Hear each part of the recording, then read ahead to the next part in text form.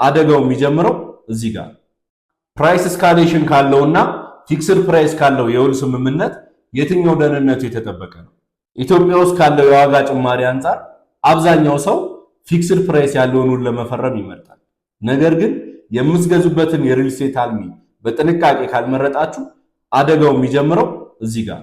እናንተ የምትገምቱትንና እውነታውን ግልጽ አድርጌ ለማስረዳት ልሞክር።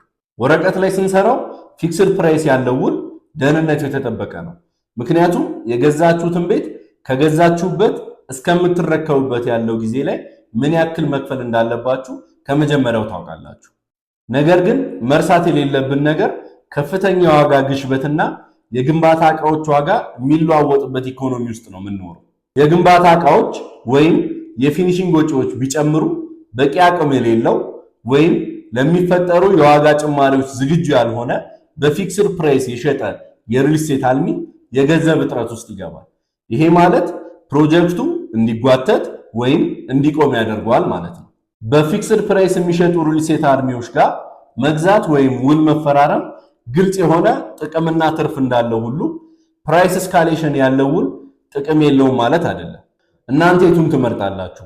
ፊክስድ ፕራይስ ያለውን ወይስ ፕራይስ እስካሌሽን ያለውን ውል? ኮመንት ላይ ሐሳባችሁን አሳውቁኝ። ፎሎ ማድረግም እንዳትረሱ። አመሰግናለሁ።